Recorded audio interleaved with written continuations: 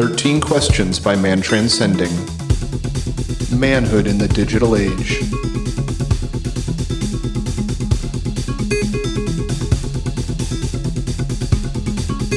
Welcome back to another episode of 13 Questions. This time we are joined by Eric Patton. But before we get to the interview portion of the show, I have with me, as always, Adam Loyal. Adam. How are you doing tonight, Bill? I'm doing wonderful. It is officially summer now, and we're on the other side of the solstice, and things are rocking and rolling, and this interview is a good representation of that. I think this conversation, I actually got to do this one solo, which is cool, and so hopefully the listeners can kind of enjoy Eric and I's banter back and forth, and hopefully it's not too awkward and stuff. But Eric was a referral from our friend Mark England, so this is definitely one of those ones that I was looking forward to since the Mark England episode release. And you guys will enjoy this one too.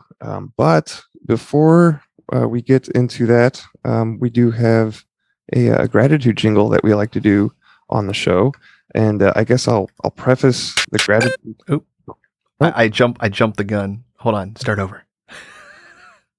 Oh, and before we get into that, we do have a gratitude jingle that we like to do before we get into the interview portions of the show. We do this on not all the intros, because it is relatively a recent development in the show's history. But this little exercise is just something that we like to do to generate the feeling of love in our hearts, and we do that by thinking of things that we love, and we talk about them on air. And we have a little jingle that helps us do that Sir Felix Ortega put together for us. So thank you, Sir Felix. You can find all of his work at sirfelix.bandcamp.com. And without further ado, here is the jingle.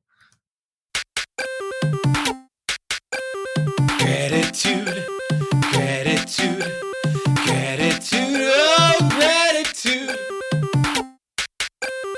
Gratitude, gratitude, gratitude, oh gratitude.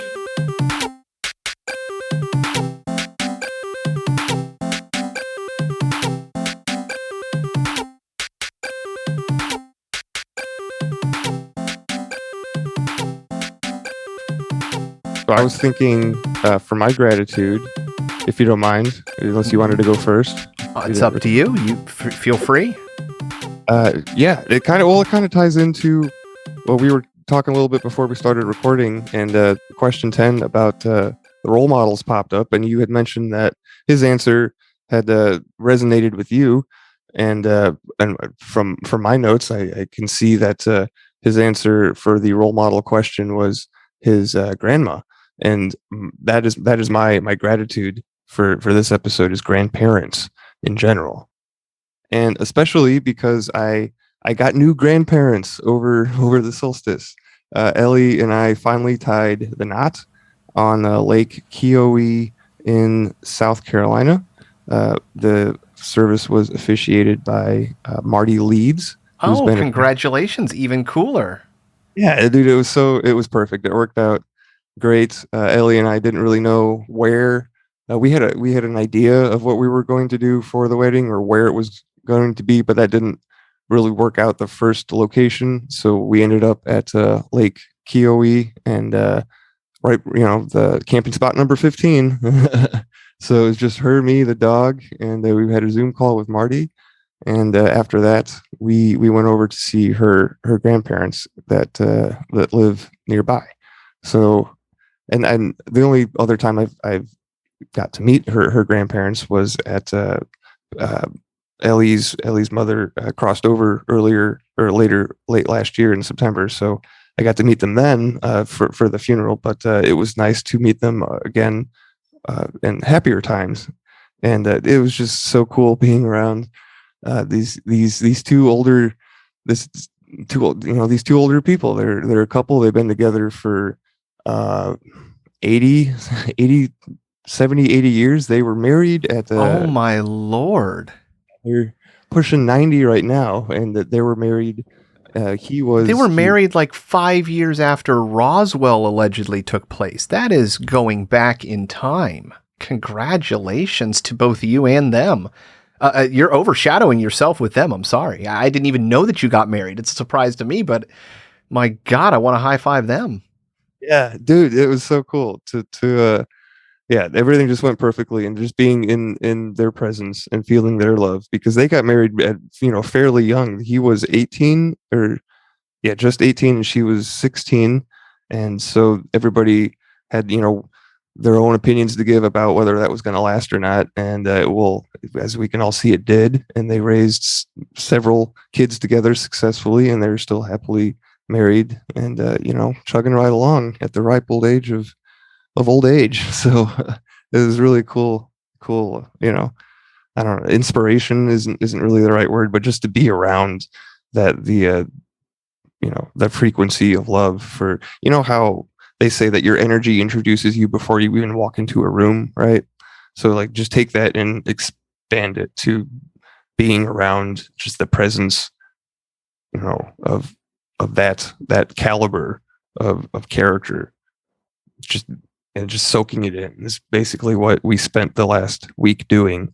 We actually just got back into town late last night, so I've been running like 100 miles an hour for a while, and we had to bring up some furniture with us too. So it's been quite a busy solstice few days, and yeah. So I just thought that it was perfect that Eric had his grandma as his answer, and that resonated with you, and grandparents are resonating with me. So all mine, my paternal and maternal are no longer with us, or my paternal and my grandparents have passed away since since I was about 20 or so. So it's been a while. So it's nice to have a new set. It's super cool, and being married, it's great. It's great. It's the greatest feeling. I've been waiting for this opportunity to fill, this role as a man and provide in this way for a while now, specifically for Ellie. We've been engaged for pretty much the entirety of this at least since I've been doing the show. Like we met because of Grammarica, actually. So big shout out to Grammarica. If it wasn't for them, Ellie and I probably wouldn't know that we existed. So yeah, just a whole big boatload of synchronicities that happened on the trip down there, and some weird electrical strangeness with the rental van that is what it is. I don't really have any explanation for it, but yeah, there's it was all, it was a good adventure. Yeah, we can get into it if you want to ask more questions, but I feel like I have explained my gratitude overly, and I'm just so excited to share this with everybody. And yeah. So I'm really happy. Congratulations, Bill.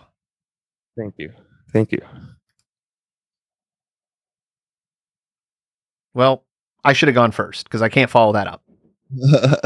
You might even be the entire gratitude. So I'm actually going to, I have something here in the mail from you. I'm going to open it up. Want to be surprised. Both of us have been so busy. Now I understand why, with everything going on in life. And so you sent me something. I'd like to open it up, but my gratitude is just, it's in general for the way of life. I mean, you are so far away, and yet we can share this moment together with something that you can get to me for mere $6, which is insanity to me in this market and everything that's going on. It's just a miracle. And, just like you have like this, the cradle of life, like there's a certain spot in the solar system that you can survive. We're also living at this certain point in time where, depending on your position in life, medicine, just the world, getting packages, just the way that everything that mankind has learned up to this point has allowed us to live and move further and beyond than what we would have been capable of before. It's just something I'm incredibly thankful for. I mean, we have it really good. You can get stuff overnight from ordering on a website, and, products are getting back to reasonable levels of, 6 to 8 week from point of ordering to point of delivery, which is really just taking us back to where we were in the 80s with mail order. Fastest out there was generally, 2 to 4 weeks, and anything custom built or made or technical was 6 to 8 weeks or 12 weeks. And that was a normal computer builds, anything else. So I'm just incredibly thankful for how far the world has gone in all realms, because we really do take it for granted. Yeah, we as much as things may seem topsy-turvy right now, I think that we're in a pretty good spot. Supply chain's broken, takes you months to get stuff. 40 years ago was the same, but yet we still have all the cool extra stuff. The electric cars going 0 to 60 in like 3 seconds. So it's a completely different world. And so, yeah, I'm grateful for living in this point in time. As chaotic as it seems, we are incredibly lucky to be surrounded by the things we are surrounded by. We are all living better than the kings and queens and richest of all 100 years ago. So by perspective, we're doing pretty damn good. Yeah. Yeah, I mean, just think if you can pick up your phone and use, Uber Eats or whatever, and have a meal show up at your door, and you don't even have to talk to anybody. Like that's you're conjuring fresh fast food to your doorstep. Like it's truly, we've got our great grandparents had to work for it, or pay the price working for it. Exactly. So, anyways, Bill, let me pop this baby open.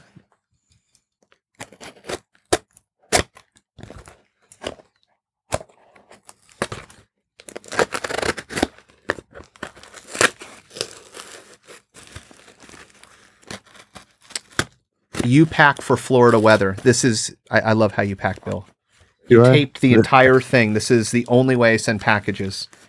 Nothing will ever get wet. It always arrives stronger and undamaged. Yep. Ellie runs an eBay store, so I get my packaging skills from her. Yeah, credit.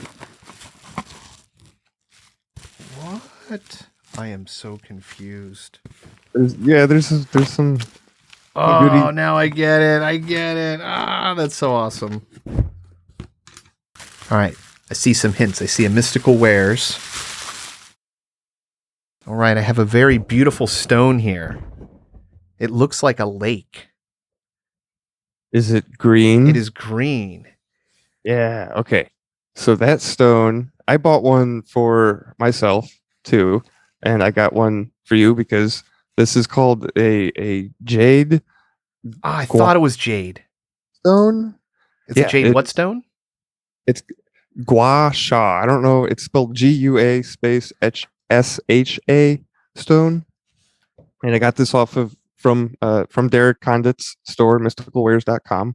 And on the website, it says that the gua sha has been proven to help relieve tension in the face, reduce puffiness and inflammation, and it can even help reduce sinus pressure.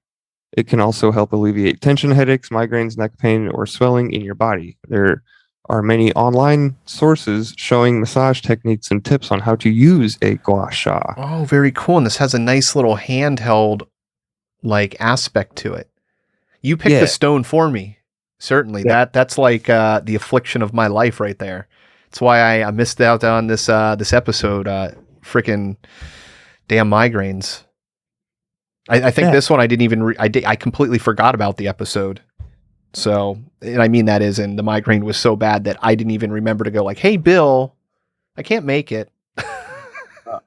Yeah, we've had this one in the bank for a while, so I don't remember the details, but it all worked out. I think doing the solo interviews gives me an opportunity to sharpen, work on my skills too. So it's all working out, and it's super happy to have a partner to do it with, like you, Adam. So, and I mean that. And dude, right back at you, and you just got me excited. I just opened up the Shungite granular powder. Yeah. which is super exciting to me. Do you have a use for it in mind? Oh, I was assuming just ingesting. Oh, Am I wrong in that? Is it like dangerous? Am I gonna like turn into Spider-Man? I don't know about ingesting it. It's I used it for my little garden that I have. Oh. But I've also spread it all over my land up here in Michigan as kind of a cleansing offering. I don't know offering, but just etherically taking care of the land, and so spreading it around. It's so fine and powdery. It gets everywhere, right? And You cool make thing me want to about like sprinkle it in the underneath the cushion of my shoe. yeah, you can do you can get creative with it. I mean, we put it on our squash plants. We're hoping for some Killer squash.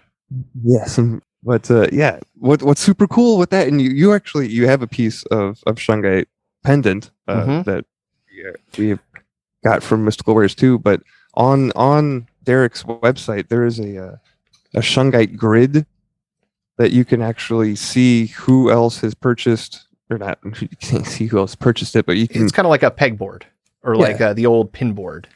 Exactly. There's a map, and it's kind of like Google Maps, and you can see where people have placed the Shungite grid or placed their pieces of Shungite, and this connects us all etherically. We're building a network around the globe because it is global. Like there's a lot of people that have done this with Derek's site. So just in case the listener didn't know, if you get Shungite, you can be a part of this grid and strengthen the connection that we're building here. And just to finish up on that gua sha stone, it is made of jade, and it says on the website, Derek's website, that jade has a vibration that can shift blockages and provides cleansing to promote a healthy flow of energy through the heart center.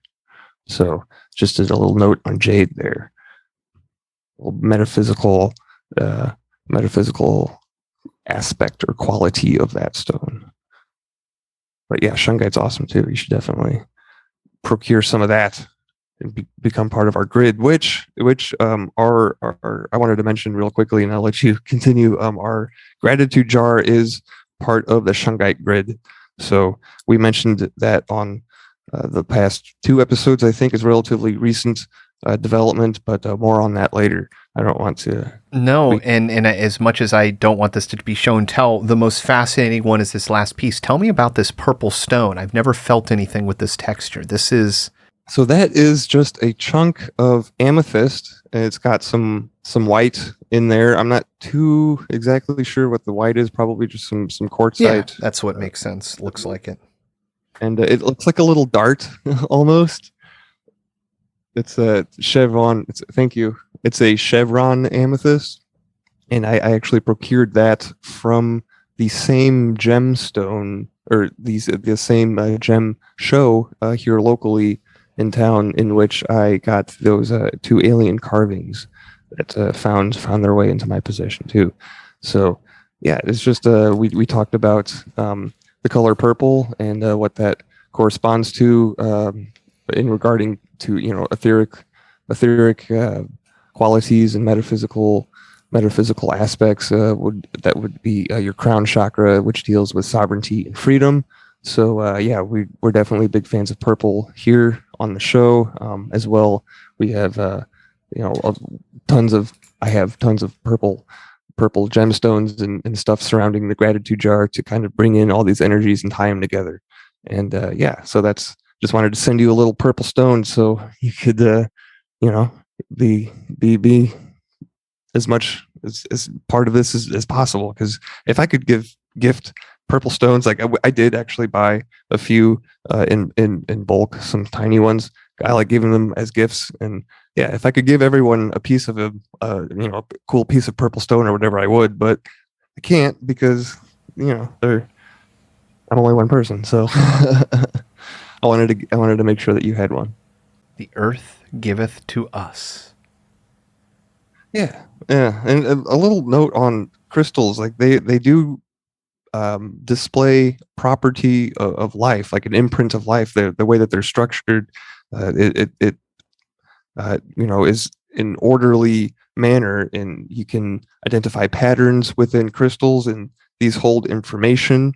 And as we know, we're all just little packets of information, floating around, and our brains are not really computers so much as antennas and receivers and transmitters. And this is why it's important to be mindful of what we feed our brains, because with the holographic nature of the universe, that we will be, that this gets reflected back to us. So this is, this all coming together, I think, at least for me anyway.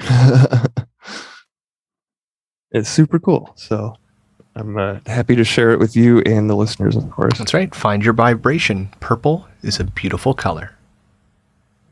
It is. It's also I think it is the most rarest color in nature. I didn't fact check that before I said it, but pretty confident that it is.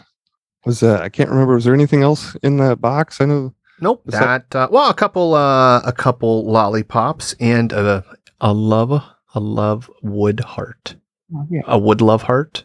A tiny little heart made of wood. Yeah. Those little hearts get sent with every Mystical Wares order from Derek. I think they're super cool. And those lollipops are actually from Alpha Vedic. Every time you get an Alpha Vedic order, they send you a little lollipop. So I've got a billion lollipops. Yeah. So Alpha Vedic is not an affiliate. They would be if they offered that, but Mystical Wares is, and you should totally use our link if you are in the market for anything mystical and wary. The link will be in the show notes and on the website too. So yeah, definitely support the affiliates if you want to support the show. And was that anything else to tie? Do you want to put like a ribbon on your gratitude? I don't want to jump into the next thing. Nope, that's it. That's it. Nope. Cool. The bow is set. Oh yeah. I mean, we got a live unboxing or a recorded unboxing. That's fun. There's a lot going on in this intro. A lot of news to pass on, and a lot to be grateful for. And we did get our first donation and name into the gratitude jar. Yes. So that's thank you, Paul. I won't say your last name, but Paul's a pretty common name, so you know who you are, Paul. Thank you.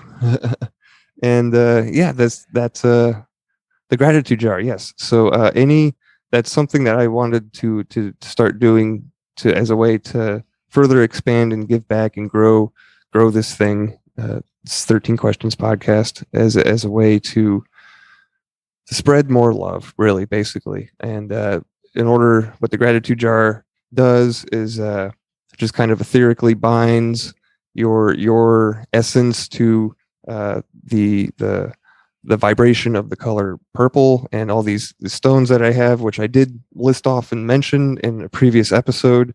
Don't have the list in front of me, so I won't repeat them all because it was quite lengthy, but I was thinking maybe I could kind of break down the metaphysical aspects of each of these stones that I have around the jar in the coming intros. So I think that would be kind of cool to go through. But to get your name in the jar, the gratitude jar is something that you can participate in by supporting the show with a donation of any amount. So you can donate $1, and it can be a one-time or recurring. So this is super open-ended and super flexible, because it's not really about the money. It's more about the recognition, and so that we can, as a show and as a community, recognize these things in relation to gratitude and love. Oh no, I love it, because it's taking the gratitude that's already there and attaching a ledger and binding that in just that quantum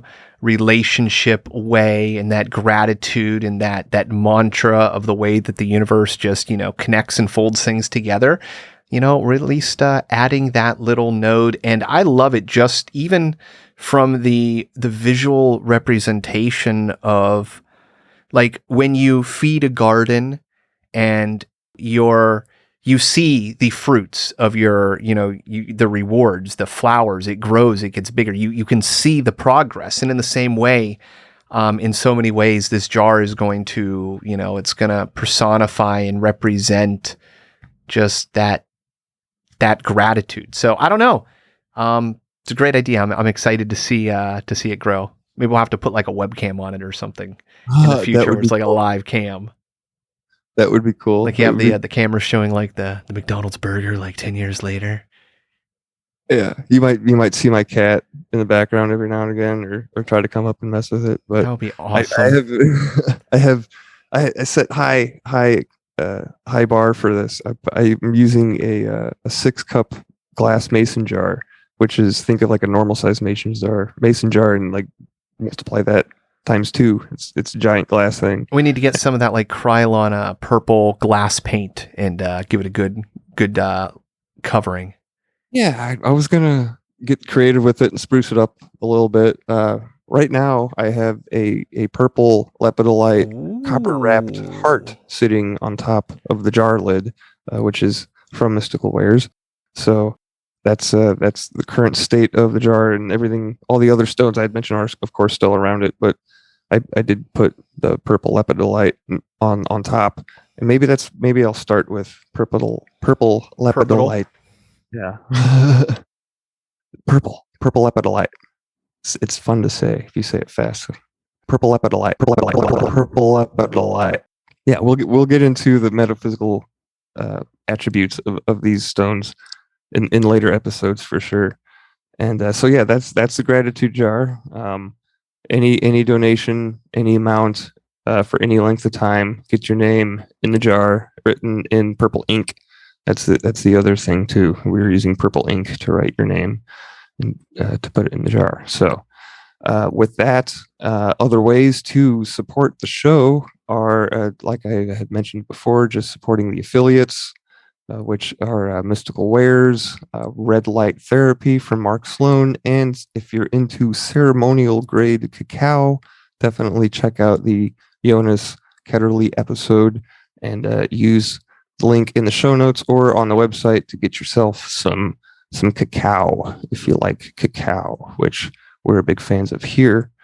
And other than that, I don't really have too much else to talk about in this intro, at least. What about you, Adam? No. This was a great, very positive episode. Yeah. Was a good one. Yeah, it was. And you, listener, are going to enjoy this one. I am most sure of it. So without further delay, this is 13 Questions with Eric Patton.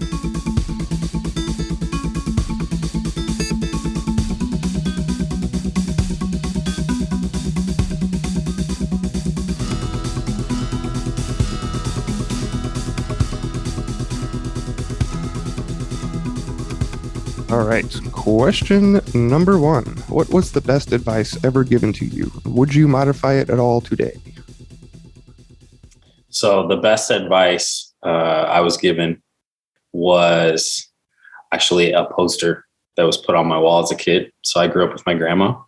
And when I was 12, I wanted to have a sports-related room. I was playing a bunch of sports. And she had told me this quote. I just didn't realize it was a Wayne Gretzky quote until she put it on the wall. But it's, you miss 100% of the shots you don't take. And that was, I didn't realize it until I got older as to how impactful that was for me.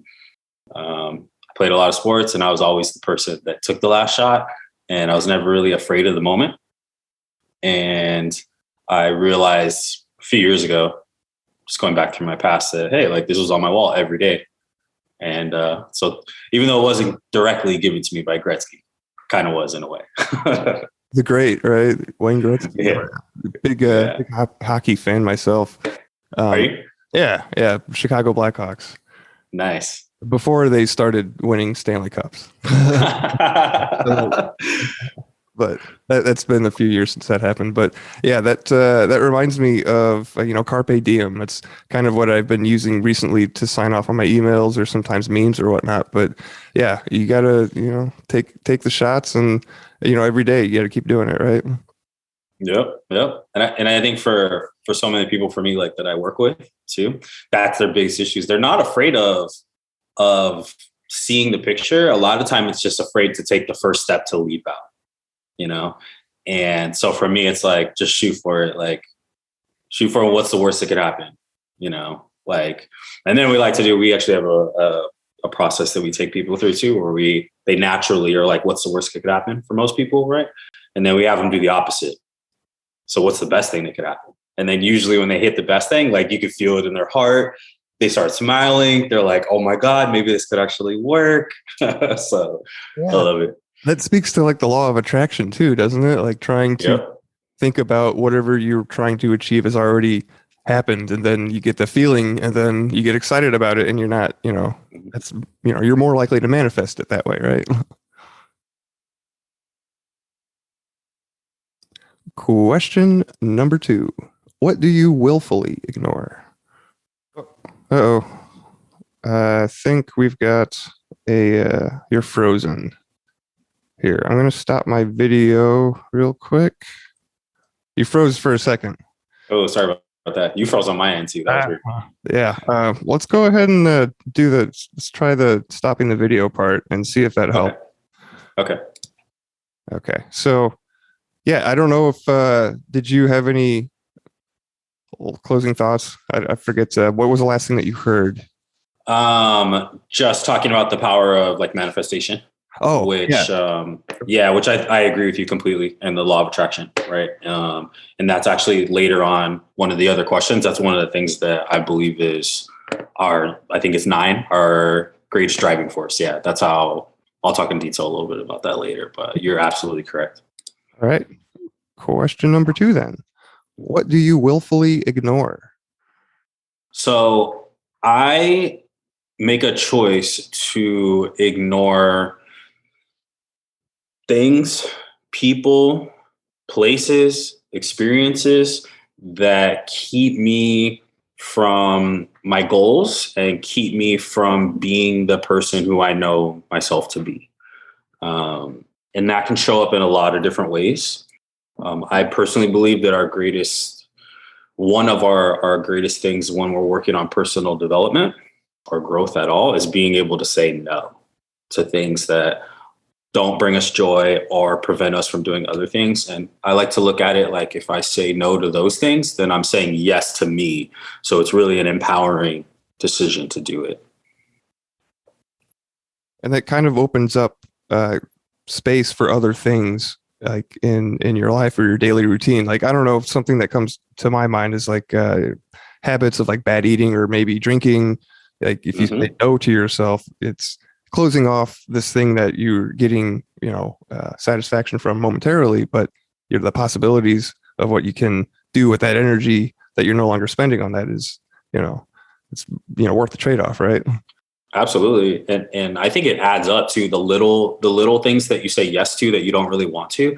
Those end up taking a lot more energy than the things that we want to do. It might even be harder, right? So like I mentioned earlier that I do kickboxing, right? And they talk about anytime you do boxing or any type of martial arts, it always takes twice as much energy to swing and miss than it does to swing and hit, right? So if I'm swinging at things that I don't care about, then I'm spending twice the energy and it doesn't even serve me. So if I say no to those things, then I get to say yes to all the things that matter. And then I get to put forth a lot more energy and intention into it. Yeah, you're much more able to focus on, in general, right? Your intention power increases, your willpower increases, so to speak. Yep. Agreed, 100%. Question number 3. What book has been most influential on your life and why? Love that question too. So before I answer it, let me preface this to give a little bit of context. So in late 2017, my wife and I were living at my grandmother's house, and there was a garage fire. It started with an electrical unit that caught on fire and then went into the house. And it pretty much destroyed the majority of the house. And it was on the day that my wife and I were leaving to get married. So we got married in Tahiti, and it was we had a flight at midnight, and the fire happened at 11 a.m. And so we were at a point in our lives where, one, we were feeling really grateful that we were alive, that both me, my wife, my grandma, and our 2 pets, we have a cat and a dog, that they were safe. So there was a lot of gratitude for that. And then we felt a really strong urge to do something more with our lives.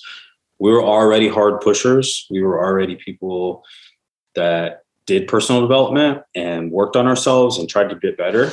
But this took it to a whole nother level, because now there was an emotional charge with gratitude for life. So after that, we were obviously not living at home because they had to rebuild the house. So we were hopping around, and we were doing a lot of personal development work, like a lot. So we were taking courses. We had already done them before, but we were taking like a course a month. We were getting coaching, getting mentors, getting plugged into the right communities for entrepreneurs like us that work in health and wellness. And my wife, she found a $1 offer, which I'm sure you've seen those before, those free or $1 offers for something. All you got to do is give them your email. That's it. And it was with Brendan Burchard's coaching program. And we got High Performance Habits from him. And it was such a good read. It happened, like, we got it at like the perfect time period in both of our lives, where we were, like I said, already dealing with an emotionally distressing situation. And we were already in that like soak it in mode. Like, we're just going to take in anything we can that's going to help us live a happier and ultimately more joyous life. So we found that book, put everything into practice right away. We actually got mentored by him. We went to a conference, and it sparked this whole chain of events that has led us to our current coaching program that we have. And it's now opened opportunities for us speaking, podcasts like this one, and lots of other things that we couldn't have understood the magnitude of at the time when it all happened. So that was the $1. We like to call it the $1 offer that shifted everything. So it's a great book if you haven't read it either. No, I haven't. It's called High Performance Habits by Brendan Burchard. Yes. And so this was kind of the kind of one of the impetuses behind you starting your own podcast. I know that we were chatting a little bit before we started recording, so maybe it's a good time to kind of talk about that a little bit.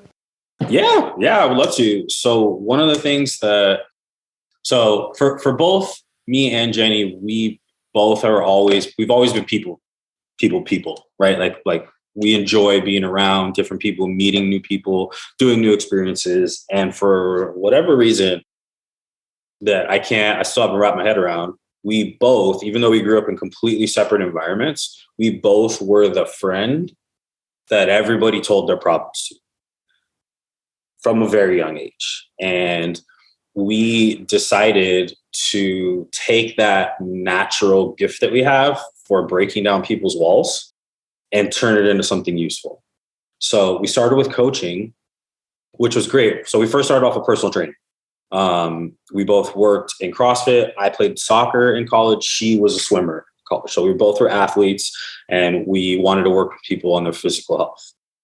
After a very, very long period of time, a few years, we realized we needed to add something else to our game. That just working on your health, that for most people, they go and spend an hour in the gym, maybe 3 to 5 days a week. And that leaves hundreds of other hours in the week that we're not accounting for. So then we started thinking about nutrition. So we got certified as nutritionists. And then we realized that, okay, well, by those two by themselves, now hunger habits and nutrition habits are the foundation of living a healthy life, right? It's not just about following a meal. So we wanted to teach people habits. And we realized after doing that for another couple of years that there was still something missing from what we wanted to do.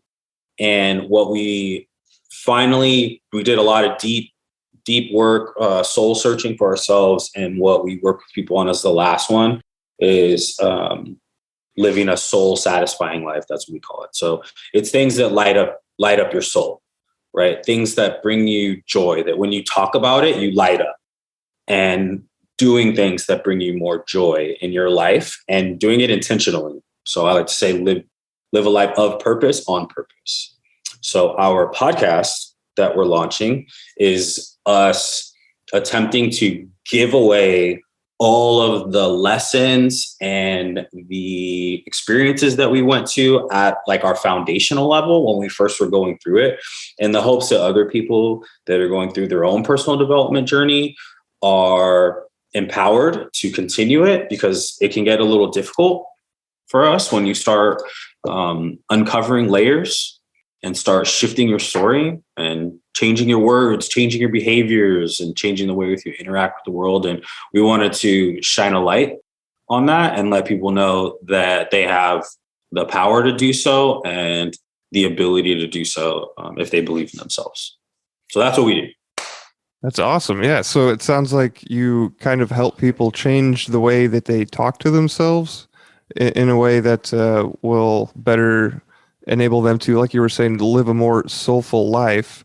So it sounds like you help people kind of, would you say, talk to themselves in more of a kind way, and helping them find empowerment and to kind of find the drive to continue that, like you were saying. Where would you say people would find empowerment? Like I often find that it seems like people like to look outside of themselves for empowerment, and it's good to get guidance and coaching, and it's absolutely necessary, especially like if you're just starting off and you need some help, right? But ultimately, where do you think empowerment comes from?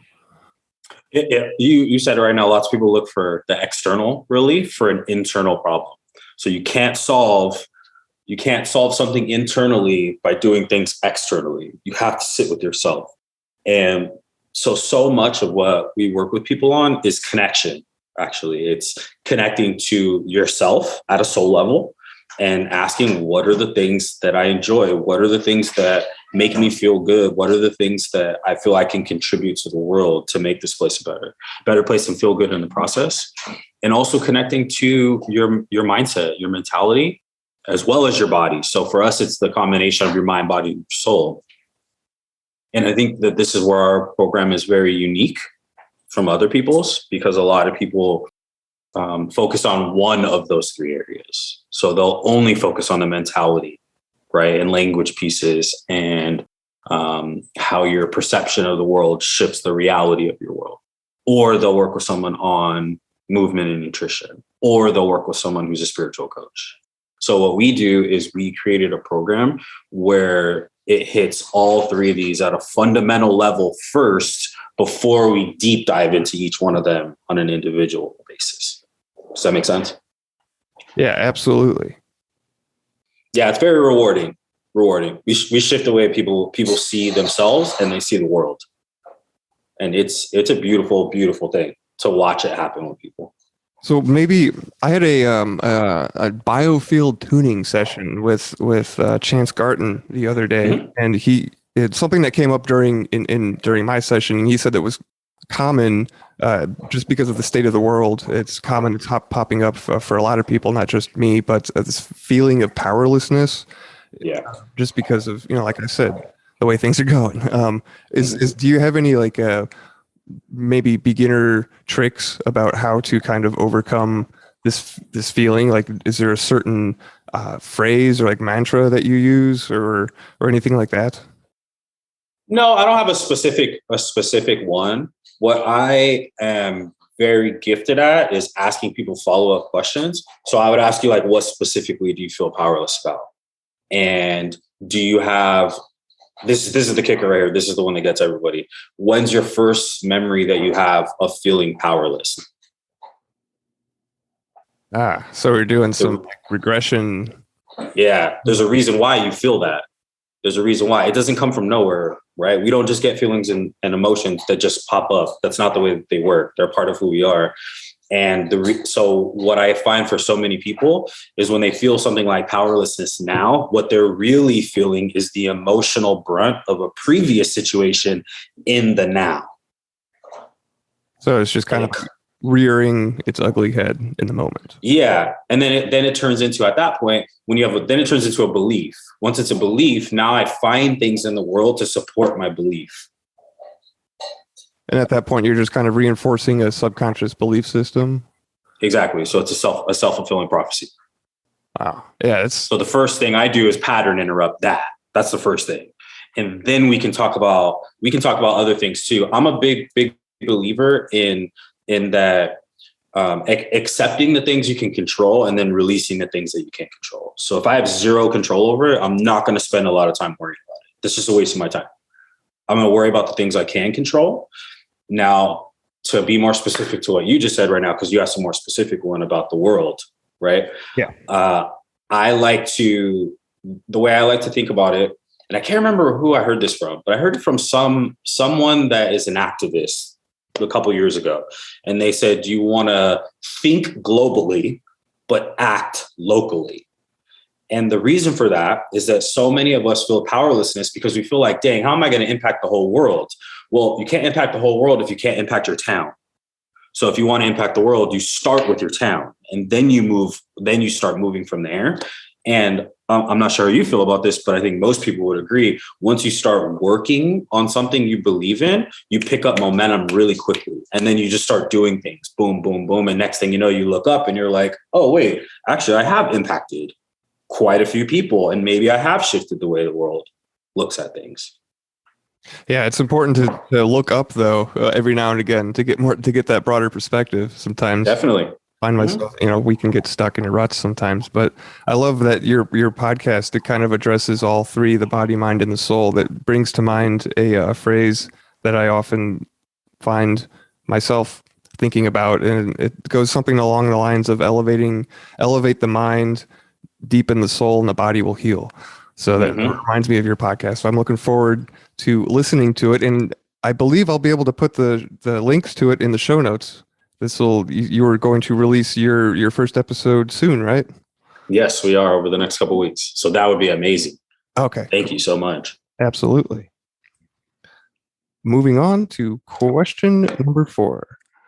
What rule do you have for yourself that you never break, and why do you think that it's important?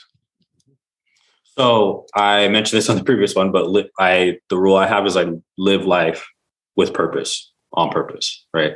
So to get a little more detailed on it, this means that for me, I'm going to put my brain, my heart, and my soul into everything that I do, everything. And there's a saying that how you do anything is how you do everything. So it's important to pay attention to the small things in life, because how you do the small things is how you do the big things. So if you don't celebrate when you do something small correctly, you're not going to celebrate when you do something big. People somehow feel like they will somehow. They're like, oh, I'll celebrate when I do the big thing. But you're already creating a habit of not celebrating things. So you won't celebrate it later either. So I like to pay attention to the big things the small things as if they are big things.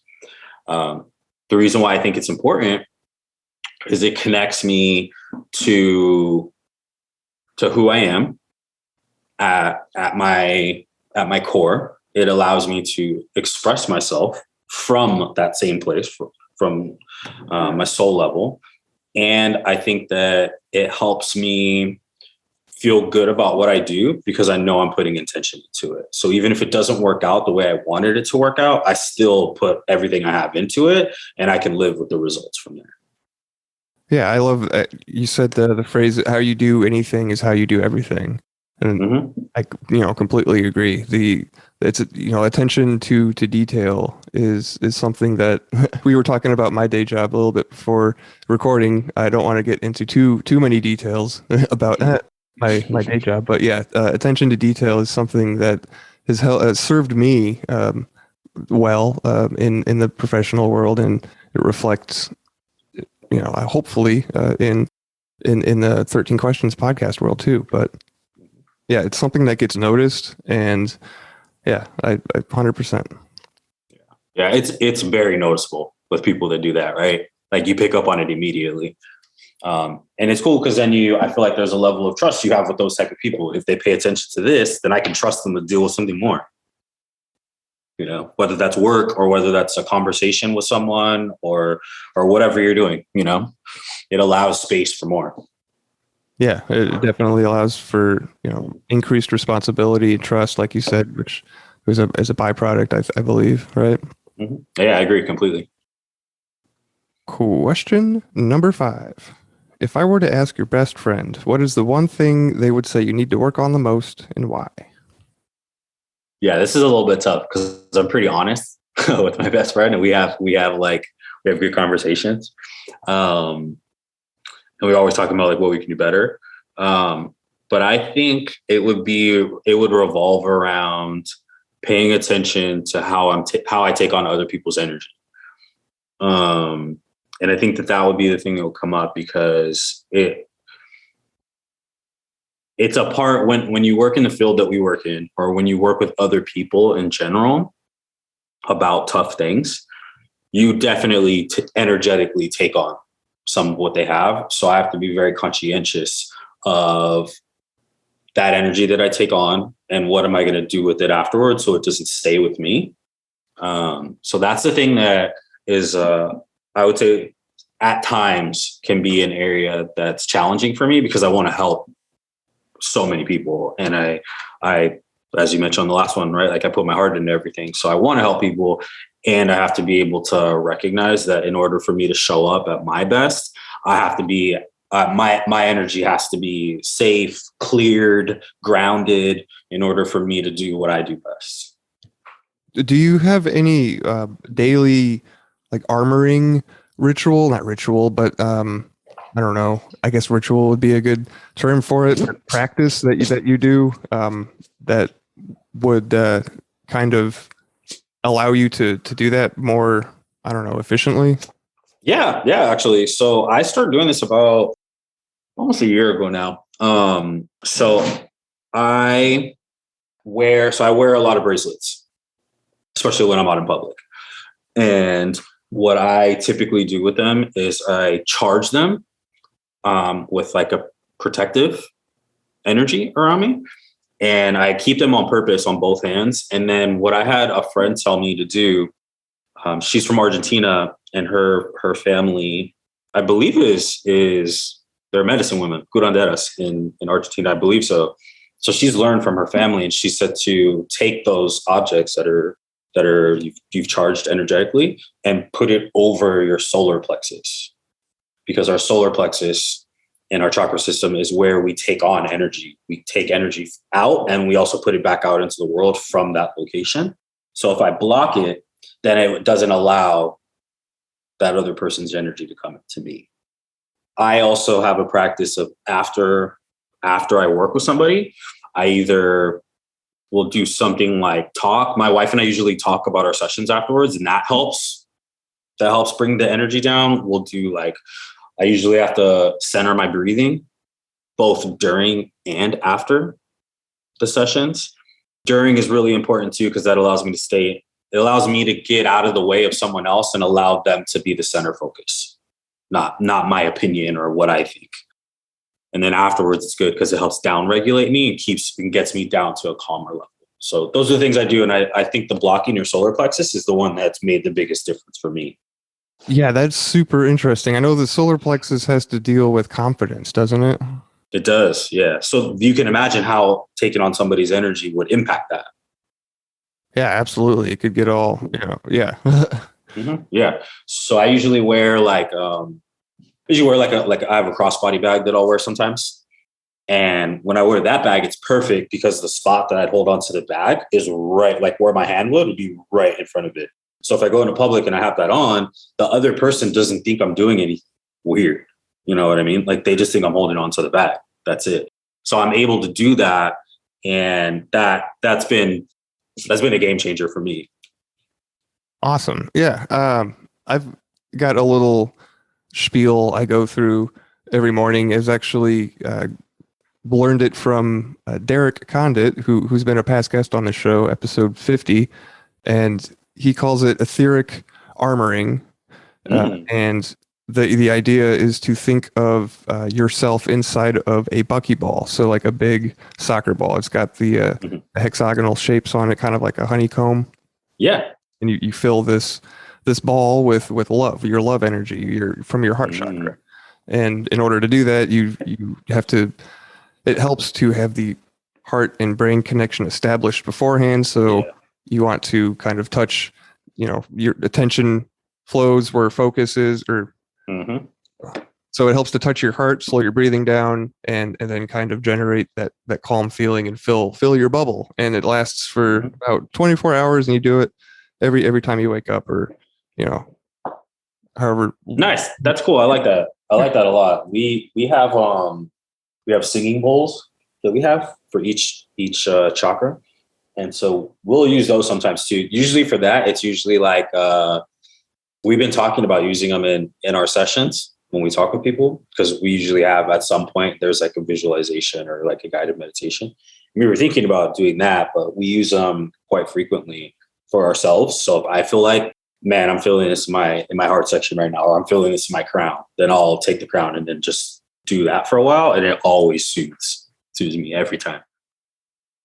Yeah, there's something about singing bowls. I've got 3 of them around my house. I don't really use them for like anything ritual. I just like the way they sound, so I'll randomly use them, but it's something soothing about it. Yeah. Yeah, they are. It's incredible. We have a kitten that we just got as well. And every time I pull one out, he is like in a trance. He just like goes in front of me and just like stares at me. Oh, wow. So, yeah. So it's doing something to him too, for sure. Have you ever tried to meditate with cats? I've heard that's a thing. Well, he's a kitten, so he wouldn't stay still for longer than like 30 seconds, if that. Yeah, you gotta wait a few more months to try, I guess. Yeah. We might have. He has a lot of energy, so we might have to wait longer than that. So, but I'm definitely try that, and I'll let you know next time. Yeah, try it out. I've done it like once or twice, and the cat falls asleep or loses interest and goes away. But correct. I've heard other it's supposed to there's supposed to be something there, because the way that their purr is supposed to be the same frequency that is the healing love energy, right?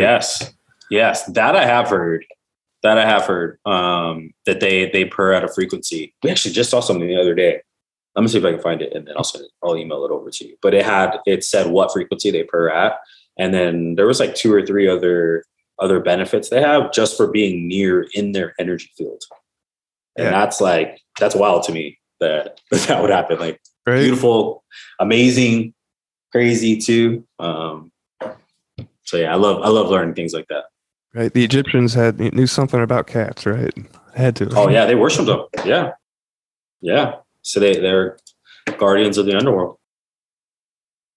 All right. Question number 6. What turns you on creatively, spiritually, or emotionally?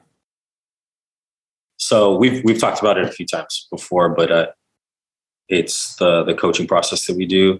And it really, for me, the part that really lights me up is when I can ask someone a question and either hear or see the light bulb go off in their brain that shifts the way they look both at themselves and at life. And I call those the light bulb moments, right? And you had a mini one actually earlier when I asked you when's the first time you can remember being powerless? You were like, oh, right? And I hadn't thought about that before. And those are the things for me that really, really, I try to, and I pride myself on asking the right question at the right time. And a lot of that is revolving around being emotionally, spiritually connected, both with myself and with the person I'm working with or talking to, because it's not always in sessions. A lot of times it's just like a conversation. If I can stay connected to myself and just come from that place of my inner being, then those light bulb moments happen a lot. Quite a bit. And at first I used to think like, oh, this is crazy that this keeps happening. And I don't really believe that. I believe everything happens the way it's supposed to happen. Like we like to have, there's a semblance of control that we'd like to have, but I also think there's an aspect of duality where we have no control at the same time. And so I think when I can tap into that and start shifting the way people see their life, that's like a huge warm feeling that comes from my whole body. And I can feel it. I try to, when I'm in those modes, like exude it to other people as well. So yeah, I love life, man. Like the beauty of existence, of this beautiful human experience that we get to have, and being able to help people live and see the world in a different light. Yeah, there's nothing greater than making a positive impact in someone's life. And I hope that I hope that 13 Questions has a positive impact in people's lives, although I can't see that because I don't see people listening to the show, right? All I see is right. You get to see that in person. So yeah, that's super cool. Yeah, it's amazing. It's amazing. There's usually like a period of silence. And so you met Mark, right? And Mark is the Unlifted head coach and founder, was how you and I got introduced. And he is an expert at owning the silence. It was something that I had to learn to do, but he's like a stud at it. And so when you have those moments, our inclination as people is to fill the space, right? Like it's quiet right now. Think about like awkward silences, right? And the thing for me that's made the biggest difference in my ability to help people is allowing the gravity of what just was said to sink in. And in order to do that, you can't fill the space. You have to be quiet and allow the person to allow their own feelings to come up and allow it to sink in. And then we can talk about it more. Yeah, silence is a powerful tool. I know that it's a powerful tool in negotiating, but yeah, knowing when to pause for other people to let it sink in. Yep. Yeah. It's huge.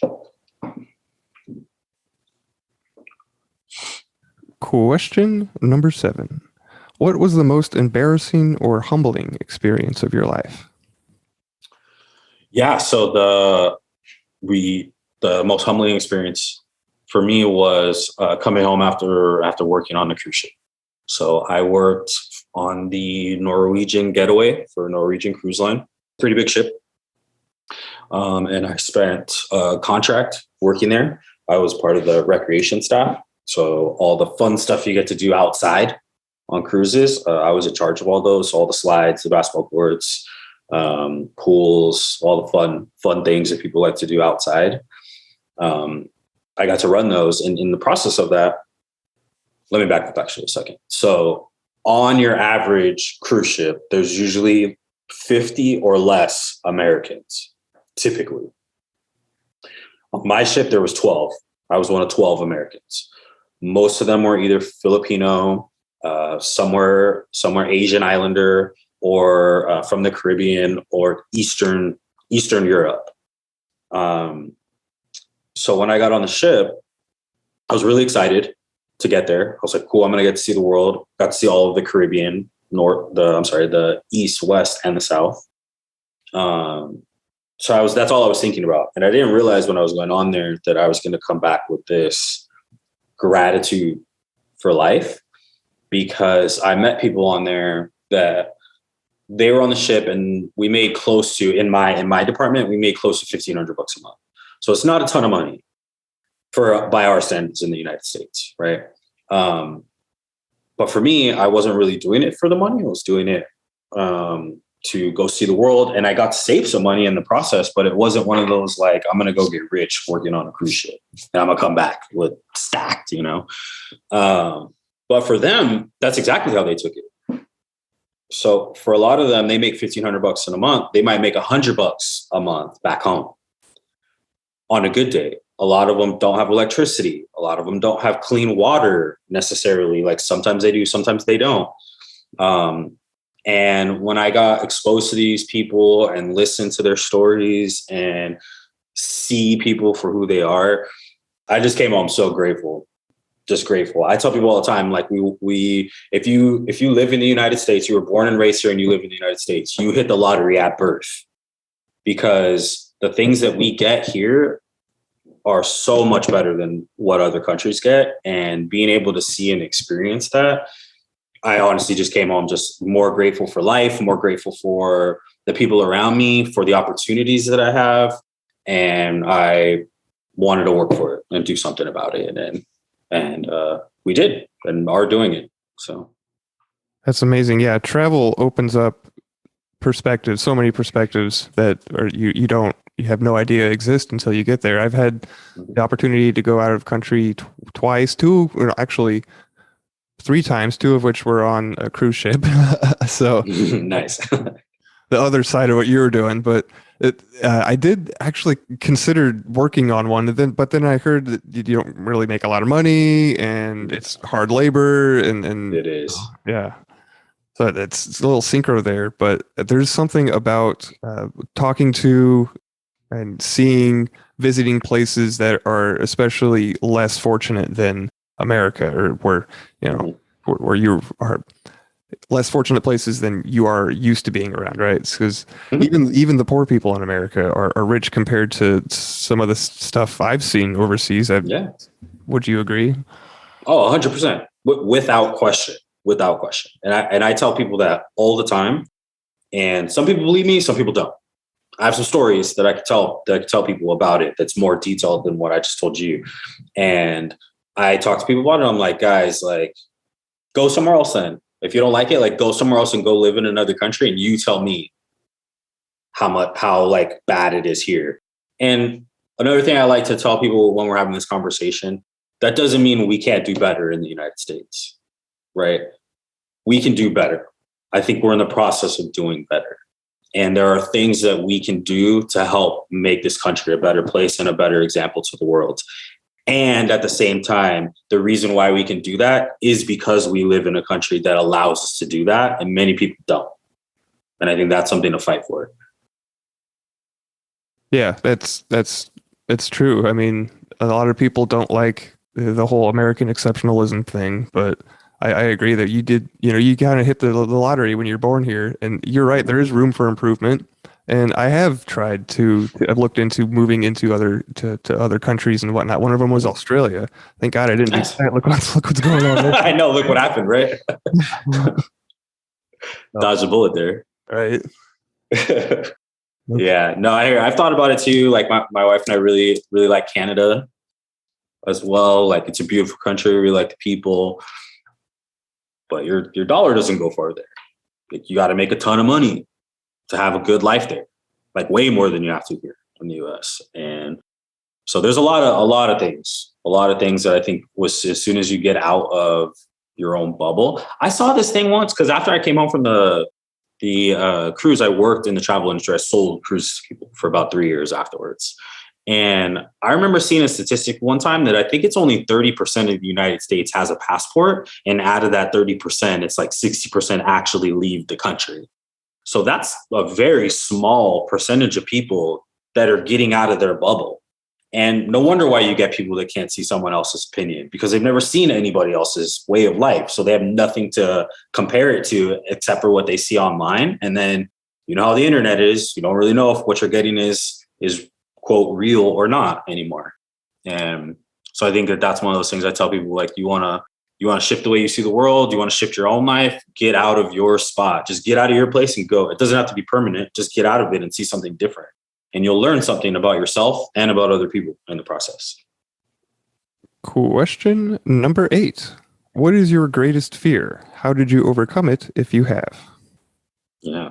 So my greatest fear was, I say was, not is, because it's something that I work on and I'm conscientious about, but it's playing small and not making a full attempt to live up to my potential. For a long time, that was like living a normal life, or like a regular life is like just not for me. And I respect people that do that. It's not that I feel like I'm better. It's not who I am. It's not what my gifts are centered around. And so for me, it's not making the most of the gifts that I've been given and my ability to speak and to help people. And if I don't make an attempt at it, that's my greatest fear. But I overcome this by doing something every day to move forward past that. So I usually start by getting clear. What do I want? What do I want out of my life? Having a really clear image of it. accepting my gifts, my strengths and weaknesses, and having faith in myself, and then continuing to develop the skills that I need to get to what I want out of life is, right? And that's something that is a big deal. We do a really good goal setting session that revolves around identity, not just the goal. So a lot of people focus on SMART goals. Have you ever heard that, the acronym SMART? Yeah, I don't remember what it stands for though. Yeah, I don't either, because I haven't used it in years. But a lot of people just do that, or they just focus on the target itself. But what we tend to focus with on people is, who do I have to become? What habits do I have to form? What habits do I need to let go of? Who do I need to be in order to reach my goal? And when you do that, then I start thinking about, okay, what are the little things I can do today that are getting me closer to that? And those little things add up, they turn into big things. And like we talked about earlier, next thing you know, you look around and you're like, oh, wow, we're doing it. I love I love that you focus on identity over goals. That just speaks. There's so much to that goes into that. Like, I think when you and I were talking before we had a recording session, we were talking about this very thing, changing our identity, and how once I might be getting my guests confused, but once we did have a conversation. Okay, so you know what I'm getting at. Yeah. The example that you brought up was being a father figure, right? Mm-hmm. And once you identify, you're able to see that a person fulfilling this role does or does not do these things that you currently do. It allows you to see what you need to change in order to, and that could further help define your goal, right? Yep, exactly. Yeah, and I would say that's the most important part of it, right? Because anybody can just go take a bunch of pictures and put them on a dream board. That's just the first step. That's just being able to like visualize it. And that's the first step for sure. It's important to like have a clear image of what you want. And you have to be able to say, okay, the person that has all these things that I want is not who I am right now. So who do I need to be in order to get all those things? Because that person does things differently than the person I currently am does things. So what are the habits? What's the mentality? What's the identity? What are the words? What are the stories? What are the things that are helping me get to it? And what are the things that are preventing me from getting to it? And I think once you can get clear about that, it's really simple. It's like yes or no. I'm either doing it or I'm not doing it. If I'm not doing it, why am I choosing to do this rather than the other one? Right? And then if I choose to do it, then it's keep doing that. Yeah, there's a lot of introspection. It seems like it goes on with this type of self-development work, which can be challenging, which is why it's useful to have a coach, right? Yep. It's one of those things like I tell people to all the time. And I know a lot of other coaches like myself do this too, but we tell people all the time, like, I don't want to be your coach forever. If I'm your coach longer than maybe a year and a half, then I've done something wrong as your coach, right? Because what I do is I get you empowered to figure out things on your own and not need to have to go and go to a bunch of other people. You know, people I know, they have 4 or 5 coaches and they're still in the same spot they were 3-4 years ago. And you don't need to do all that. Like, we just need to figure out the details, get clear, be honest, sometimes brutally honest, right? And start being clear about what we need. And when we focus on identity, the fun part for me is that you get to change things, right? Like now it's like, cool, what do I like? What do I dislike? And you start asking a lot of questions. Once you get to that point, then it's clear. When things are clear for you, the reality around you starts manifesting itself. You don't have to try. There's no force in it. It's effortless, you know, and it just happens in front of you. And that's a beautiful place to be in, that I think a lot of people have the potential to get to and just need a little bit of help figuring it out. Yeah. Teach a man to fish and he'll be able to feed himself for life. Right. Yep. Yeah. 100%. These are the best places I've found to get advice from, like, yeah, as a listener, because when I started 13 Questions, I wasn't a podcast host, had no experience, whatever. I just was a podcast fan. And the places people I liked listening to the most were the ones that are not only going to tell me how to do something or how to fix an immediate problem or how to get a different perspective on an issue or whatnot, but it was how to implement things in the future. Like, what can I do for myself in the future? And those are the things that I really found enjoyment and liked focusing on as a listener. So anybody that is willing to do that with their clients and on a personal one-to-one level and takes the time out to do that, I highly respect those people that live up to that standard, right? Mm-hmm. Yep. And the good thing is there's a lot of us out there. Like I'm not like one of two that do this. Like there's a lot of coaches that do this. We have a very unique path that we take. There's a lot of people out in the world that see the potential in other people, see the potential in the world, and are doing something about it now. And so to get back to your originally, you asked me about the idea of powerlessness, right? Yeah. When it comes to the state of the world, right? This is how we shift it.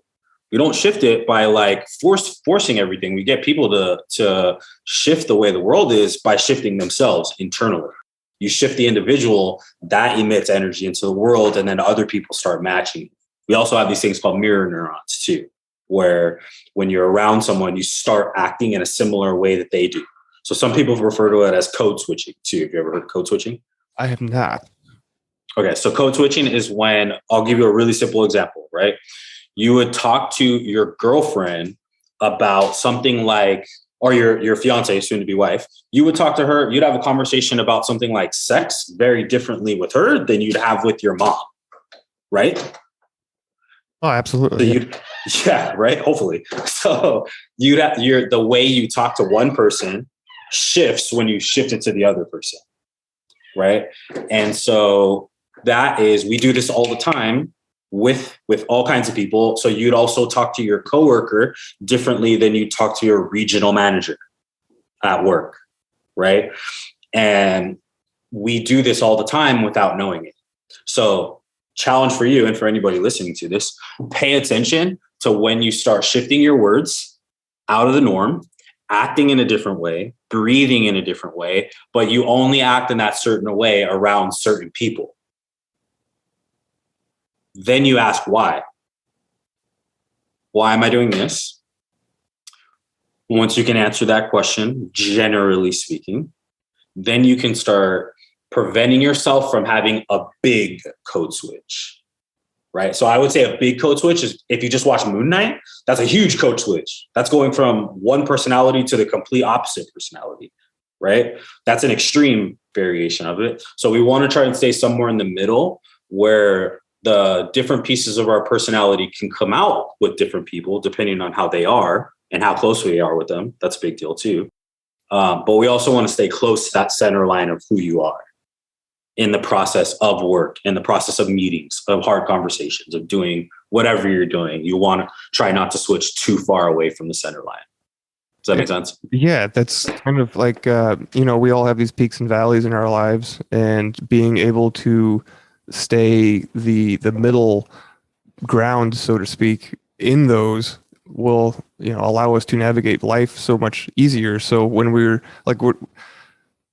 able to have more control over our personality and take it from, these big different, we act completely different around group A people versus group B people, and we eliminate that, we get more closer to, finding center and balance and being able to ride those peaks and valleys. And it leads us to, enlightenment, really, right? Yeah, exactly. Yeah. I love it. Question number 9. What is your single greatest driving force in life, and how do you further it? Love this question. Love this stuff. I love all your questions. This is a really good one. So I believe that not only my single greatest driving force, but ours as a species is our use of imagination and our visualization. So animals in the wild that we know of currently, if a gazelle is sprinting away from a lion and they get away from the lion, right? The lion goes off one direction, the gazelle goes back to eating with the herd, right? They don't replay the memory. We do. How many times in your life have you replayed something a conversation, an experience, something that happened in the past, a lot of the times those things are emotionally charged as well, right? That's using your imagination. We use it every day. Everybody uses it all day, every day. Unfortunately, what most people do is they use it and they imagine or visualize the worst case scenario.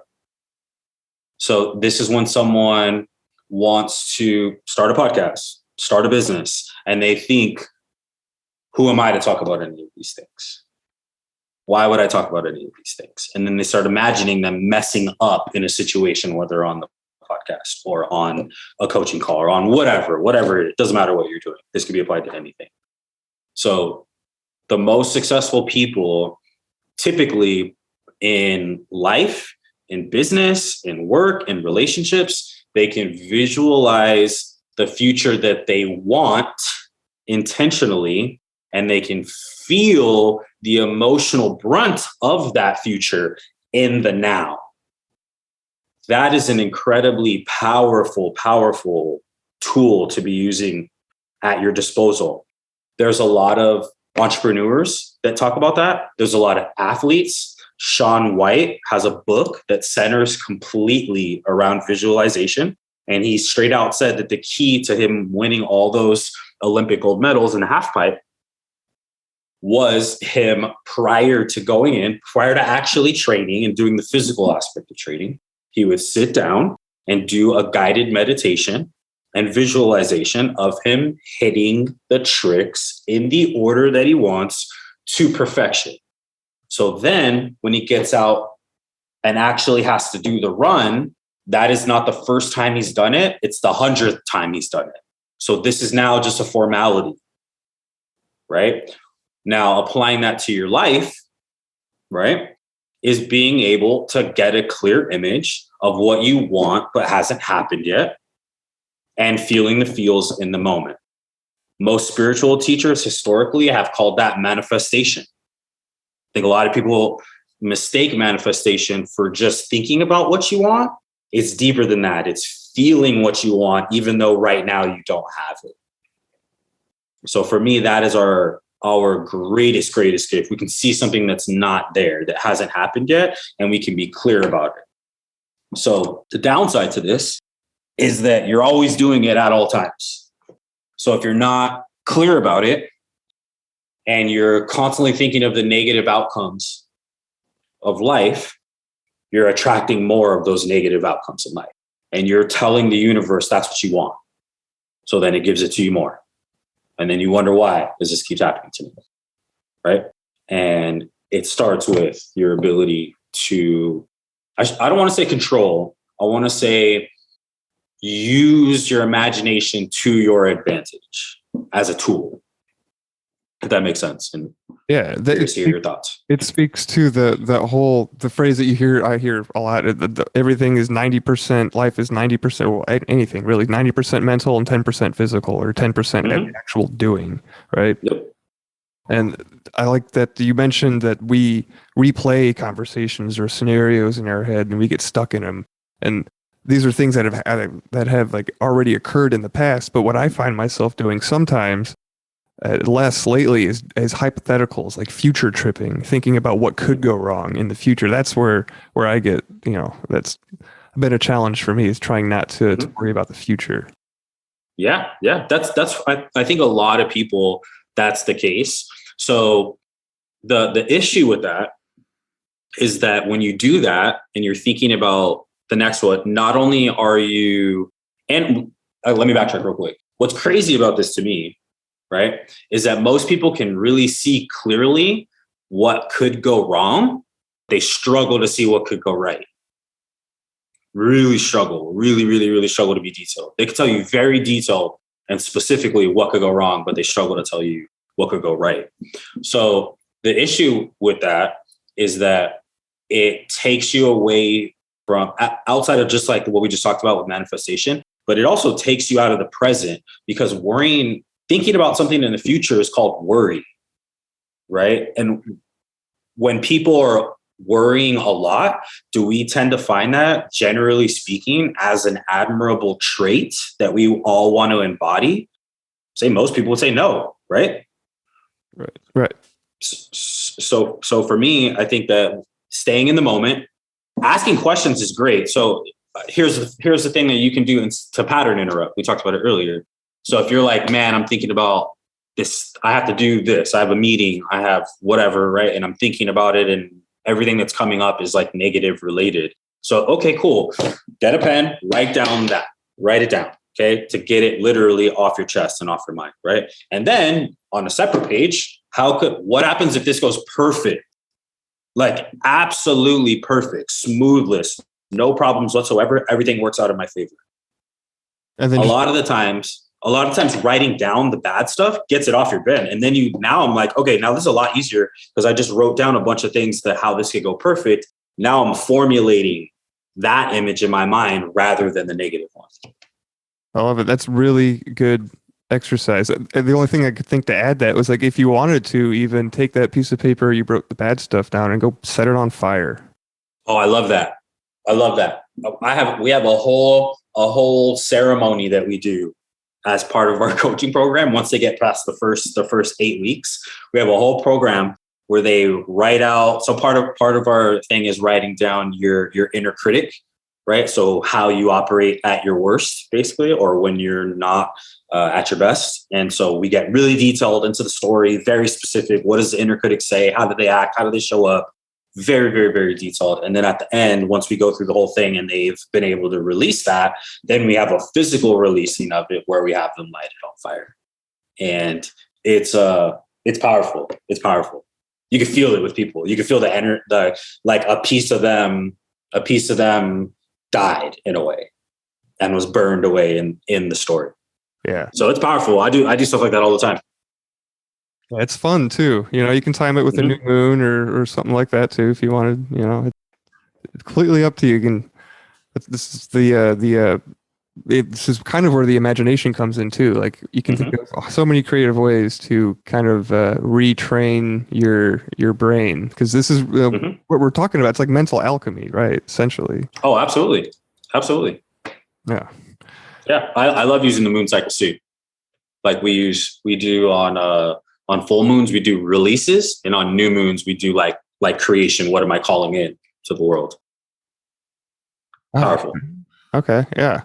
Yeah. The moon is super. If it's a good place to start, if your one is just jumping into like astrology or anything around that field, I feel like the moon's good one to start with. Definitely. I agree. All right. Question number 10. Who are or were your role models and why? Yeah. So my role model, I'm gonna just do one. So is my grandma. So I mentioned earlier that I grew up with her. So I was removed from my mom and my dad's care when I was 2 years old by the Department of Family Services in Los Angeles. I was very fortunate that she decided to raise me. She, at that time period, her husband, my grandfather, had a long fight with cancer and had recently passed away. She was working full time. She was also in graduate school in Southern California, and she taught school full time as a fourth grader. In addition to that, she's had a severe hearing loss since the time she was in high school. She was born in 1940. In the 50s, 60s, 70s, honestly, even up to when I was a kid in the 90s, there wasn't a lot of technology for people with hearing losses. So people tended to look at her like she was dumb. So she had to work quadruple as hard as other people did to get to have the life that she has. And for me, she's absolutely my hero. And I tell her that as much as I can. And for me, what I tell her is that the best way for me to honor her and to respect the love, the nurturing, the giving, the piece of her heart that she gave to me is to be the best human being I could possibly be and try to share share my light with the world. And so that's what I do every day. And I do my best to honor that and honor her in the process. And thankfully she's still alive, so she gets to see it still. That is amazing that she is still alive, and it just goes to speaking about, you know, overcoming adversity and paying homage to our elders. That is kind of one of the I don't know, pillars that 13 Questions kind of stands on, is trying to pay respect to the wisdom that has been passed down to us from our elders, because we are standing on the shoulders of giants, and all of us are the accumulation of all this knowledge up until, you know, this point. And 13 Questions kind of tries to you know, give a little head nod to that. And we do try to encourage our listeners to go out and have these conversations and ask these questions to, you know, their role models or to their elders and their family, and send them in to us. We'll make a you know, an episode out of it and kind of memorialize this wisdom into whatever the internet will become. Yeah. Yeah, I love it when anybody's answer is, you know, close, you know, family or, you know, parents, brothers, siblings. That's good stuff to hear. It really is. Yeah, I love that too. You know, it's easy to be like, oh, this like sports athlete or whatever, you know, but and I obviously have people I look up to athletically as well. But for me, these are the like near and dear to my heart. Don't know where I would be if she hadn't have taken care of me. And I do my best to honor that. And I could definitely tell that that's one of the things for you guys as well. You can tell in the way you guys write the questions that you want to honor that, you know, and people's progress and growth. And it's one of the reasons why I like this so much and why I agreed to do this. Yeah, and it's important to record these too. Record these experiences for not only for posterity, but so we can learn from them as, you know, the present now. Yep. I agree completely. Question number 11. What quality do you most admire in a woman? So this one was actually pretty tough. So my wife is awesome to everybody, not just me. But so it was really hard because there's so many traits about her that I like really admire about her. So not just her too, but like women in general. So I think for this one,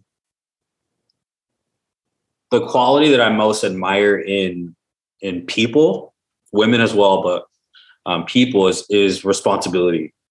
And that is responsibility for who you are, who you're becoming, what you want out of life, who are the people I let into my life, and then what are the habits or things that I'm trying to build or create in my life to bring your dreams into fruition.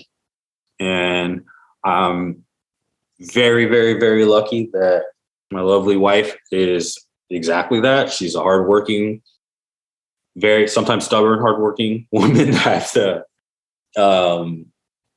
sometimes tone her down work-wise, but she is takes full responsibility for who she is and loves who she is and accepts who she is. And that's the thing for me that stands out most for me. And I've noticed that other people pick up on it as well when we meet people. And so that's what I would say is the most admirable trait about that I can find in a woman.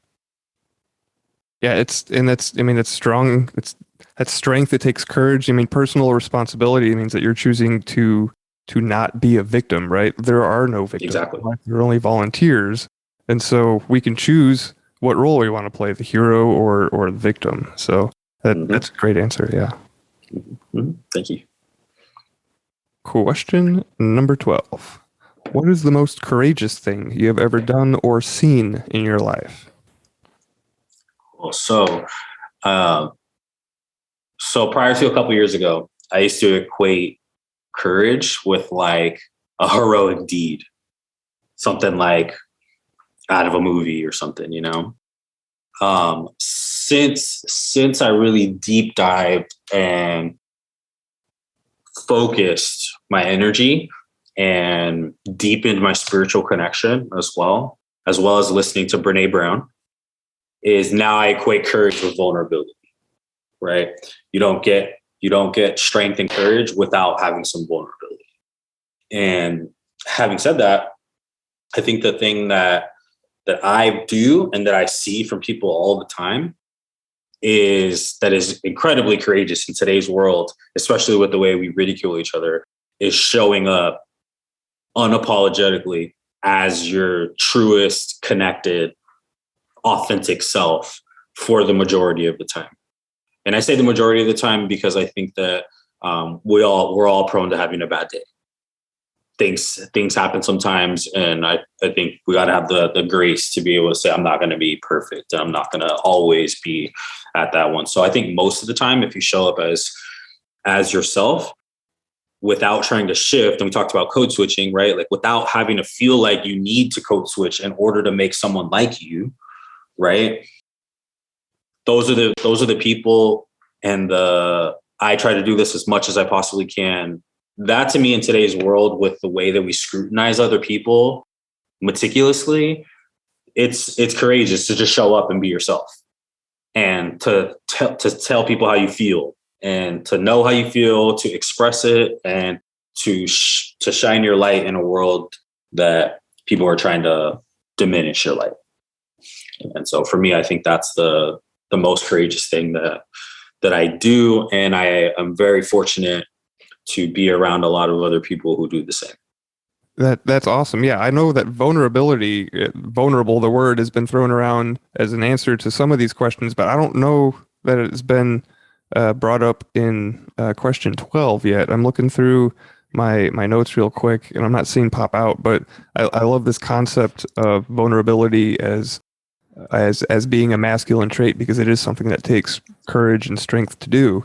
And one of the things that this kind of brings up in my mind, I was watching a Star Trek Deep Space Nine before recording today, and there was the line that one of the characters had delivered to somebody else about being comfortable with your discomfort when you're first starting, and it just makes me think of, it's challenge to be vulnerable, right? It's difficult. Yeah.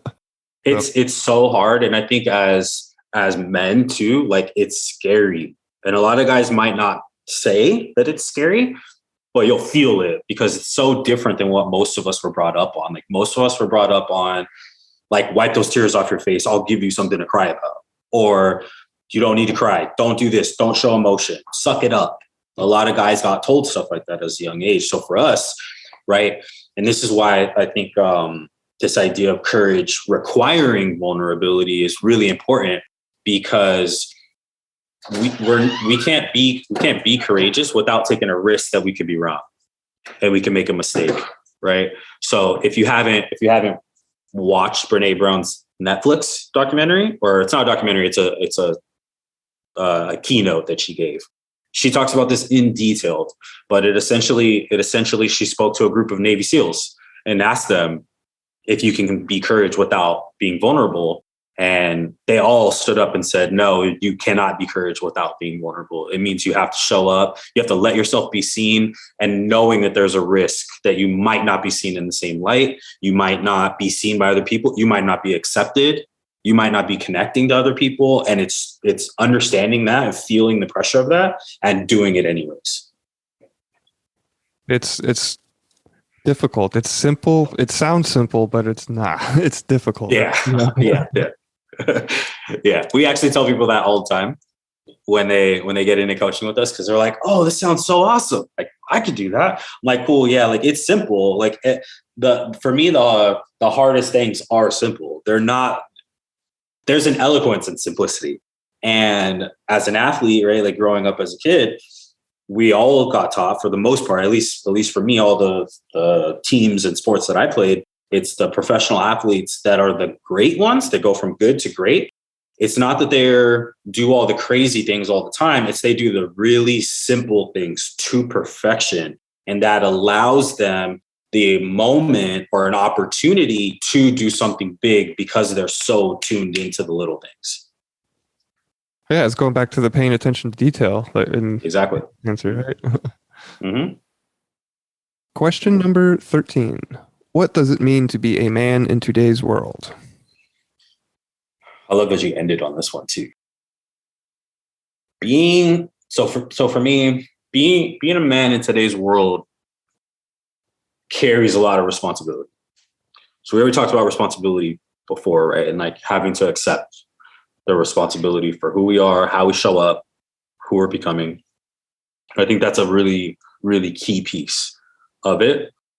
I also think that for most of the men that I work with, talk with, whether that be in just simple conversation or in a more detailed one, a lot of men are in the process of accepting the need for an emotional evolution, right? To deepen their emotional intelligence. I think a lot of women are asking men for that.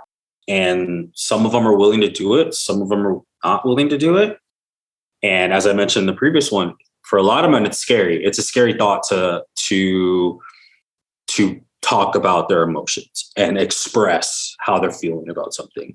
I also find that a great deal of men can only identify a handful of emotions. So I use the wheel of emotion. If anybody wants to go Google it, yourself included, I use this a lot with people because it gives you a different look at your emotions. So the 6 basic ones are fear, anger, joy, sadness, disgust, and surprise. Most people stay in that one, but there's hundreds of other emotions that are more detailed to how we actually feel if you just take a second to like tap into it. So I think that's a big piece right now. Being a man is evolving emotionally. And I think it's really important to acknowledge that in addition to the emotional intelligence and developing personal responsibility for your life and the life of people around you as well that you care about, I think it's really important to acknowledge that you still need to show up as a man, though. That doesn't mean connecting to your emotions doesn't make you less of a man. Taking responsibility doesn't make you less of a man. And I would argue it makes you more of a man, right? And I would say that showing up and expressing what I would call the warrior king archetype. And that is, a lot of people focus on the warrior archetype. Are you familiar with those? Yeah, it's the king, warrior, magician, and lover, right? Exactly. So what I like to talk about with people is embodying the warrior king together as one. So the warrior is the intense, the passionate. That's what most men are in, generally speaking. They're in warrior mode. But adding in the king element of it is realizing I have a responsibility to people, not only with myself, but also with the people around me.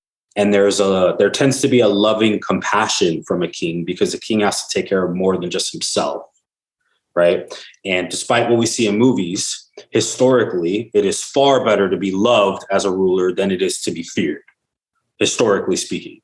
And I think for humans, being able to create those, for men specifically, being able to embody both of them where you can still show up as yourself, as a man, bask in that presence of other men without feeling diminished is key to us being able to evolve into the future. So I like to say a few things about men stand up straight. They are capable of making sustained eye contact. They take care of themselves physically, mentally, emotionally. They tend to own their energy, right? And they show up as themselves. And the biggest one for me that I think is difficult was the eye contact one, especially with other men. And then being able to be in a room in a close proximity with another man and own your energy and own your presence. That's being a warrior king. And I think that's what it means to be a man in today's world. Yeah, that's awesome. It speaks all about, just touching back on the personal responsibility and showing up, right? You're making that decision to be a hero and be, instead of a victim, right? You're writing your own story. And you're right. I think that a lot of people do get stuck in that one aspect, that very Mars energy aspect of the warrior, right? Mm-hmm. You tend to forget about, our birth chart is comprised of all the planets in the constellations, not just, one Mars energy. And Yeah, the warrior archetype. Also, something I like to emphasize is that warriors not only protect, the outside, the 3D realm, their kingdom, right? But they protect their inside too. They do the spiritual battles, they do the shadow work. So yeah, love it. I love that answer. Yeah. Yeah. And I think that's something that I think a lot of men are definitely asking for it. So I actually did a retreat back in October. And one of the best parts about the retreat, it was both men and women, but we split up the groups, and the women did a women only one, and then the men did a men only one.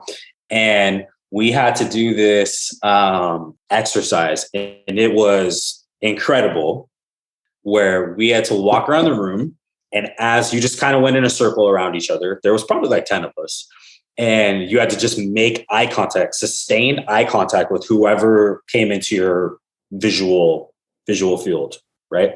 And you sat in the eye contact with them deeply, and kept walking, kept standing tall, and kept doing it. And then the moderator would ask questions.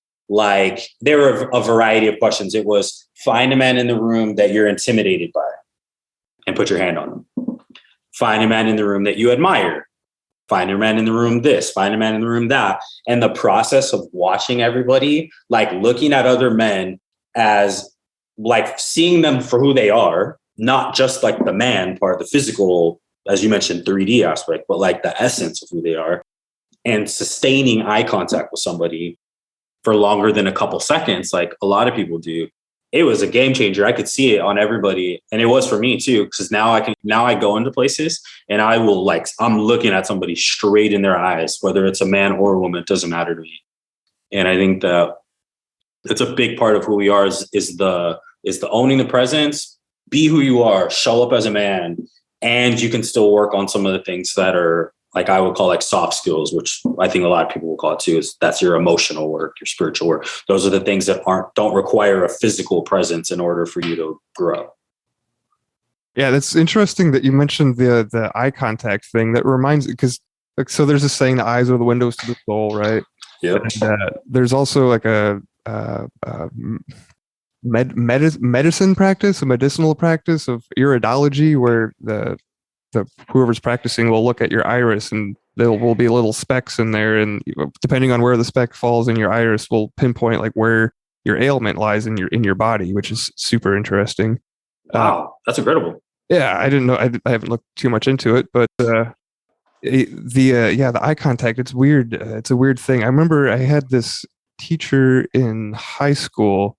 He taught like a media class. It was we learned about like the Beatles and Eagles and stuff like that. It was a fun class. But whenever he was giving a lecture, he would be up at his podium, and sometimes you'd, as a student, if you're paying attention, you'd lock eyes with the person giving the talk. And I remember he wouldn't like he would stare at me, and like I would never gaze away. Like he would always win, but it'd become like this weird staring contest. And like I could never figure out like why. It made me feel uncomfortable. I was like, no, I'll get you one of these days. And I did eventually. I had him like once or twice. But yeah, there's something about the sustained eye contact and then just being okay with that, really, and not being uncomfortable.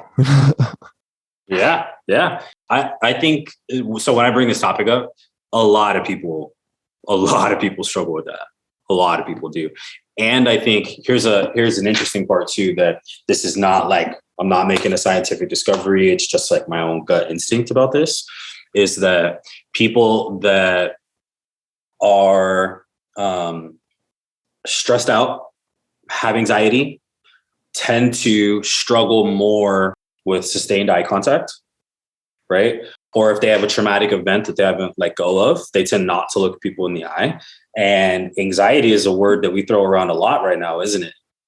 In our culture, depression and anxiety are rampant in the United States right now. It's almost like a badge of honor when you have it, right? To be like, oh, you too, like you have this too. And getting into the whole like acceptance and like story aspect, like we'll put that to the side for a second, right? Of people like creating the story.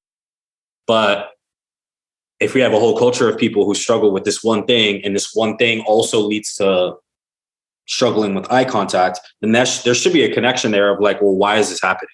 Right.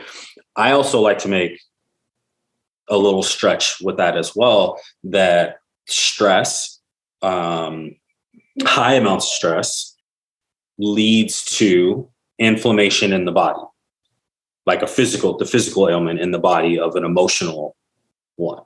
The latest research on cancer currently shows that cancer stems from inflammation, right? So if I wanted to fix something like cancer, then I should probably start with the root of it rather than just treating the symptoms on the outside, which is dealing with stress and dealing with trauma, right? Which is why we work in the field we work in, because we get to dispel some of that trauma. And I can't tell you how many people. I had a woman I just worked with last week. She was talking about after we did a session, she has IBS. And she said the 2 days after the sessions that we did, she did one session with Mark and one with me. The 2 to 3 days afterwards, her stomach was totally clear. And we talked about it and we were like, yeah, this is because you're releasing certain traumatic events that happen that harbor energy in the body. So many of our physical diseases potentially, doesn't mean they do, but potentially can stem from emotional trauma that holds an emotional and energetic charge physically in the body. And that's an incredible thing for me, like to even be able to, like, we're at a point in history where we can even make that connection that something emotional has a physical ailment. That's like, we're living in a beautiful time period right now where we can change hearts and minds.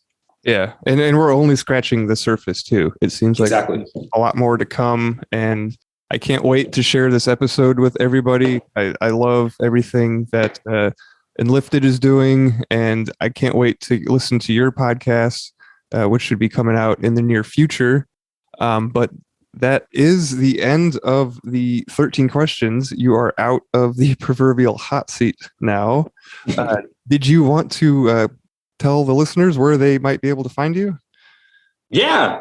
So you can find me on Instagram. So my handle is at Exist Eric. So that's short for Existential Eric. So Exist and Eric, ERIC. We also have our business page that we work through, that we put a lot of fun information and cool little tips and tricks that people can use in the moment. That is at Inspired Change Co. And those are the best places to reach us. We also have a website as well. We're in the process of redoing it right now so that we can have the podcast and then the courses all in one spot, so we don't have to be hopping around. But that is inspiredchangeco.com, which will be up in the next few weeks or so. Awesome. Well, I will have all of those links in the show notes for the listeners. And Eric, thank you so much for carving out some time to spend with these questions with me this evening. It is greatly appreciated, and I know that our listeners will also appreciate it.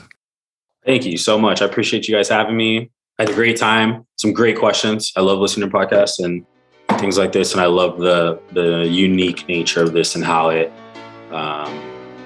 requires some more thought. And so I loved it. Thank you guys so much, and hope all the listeners enjoy it and learn something new.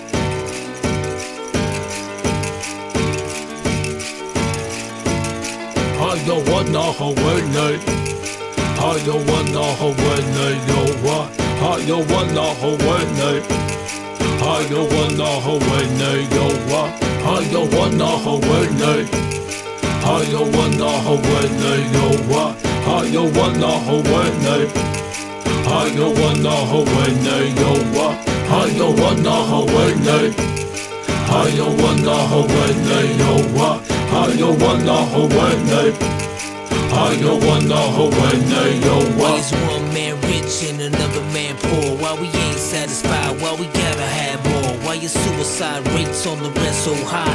Why I tell you the truth, but you say don't lie? Why is being a good father at an all-time low? Why is it acceptable? Yo, why? I don't know. Why she blame him and he blame her? It's useless. Ask yourself this question: why you making excuses? Why do parents gotta bury their kids? Why we text and drive, not caring how scary it is? Why it's so hard to forgive and leave the past behind? And if you did, then that's divine. Why don't you help your brother when you see him fall? Why do we act like God don't see it all? Why do we call them black, them white, them Asians, and use labels? Now that's racism. I don't wanna Hawaii. Why? I don't wanna Hawaii. Yo, why? I don't wanna Hawaii. Why? I don't wanna Hawaii. Yo, why? I don't wanna Hawaii. Why? I don't wanna Hawaii. Yo, why? I don't wanna Hawaii. Why? I don't wanna Hawaii. Yo, Why is why? there innocent people locked up for life, while some people can't say nothing nice? Why do we always gotta question what all of it means? And why won't you follow your dreams? Tell me why. The night when you took my dad, why'd you let me see my grandpa cry? And tell me why. And why do you choose to hide, even though you was born to fly? And tell me why. And why don't we turn from all the hate? And why don't we learn from all mistakes? Why do I keep on wrecking these fat beats? And teachers don't make more than professional athletes. And why? And why? And why? And why? And why? And why? I don't wanna Hawaii. Why? I don't wanna Hawaii. Yo, why? I don't wanna Hawaii. Why? I don't wanna Hawaii. Yo, why? I don't wanna Hawaii. I don't wanna Hawaii. Yo, why? I don't wanna Hawaii. I don't wanna Hawaii. Yo, why?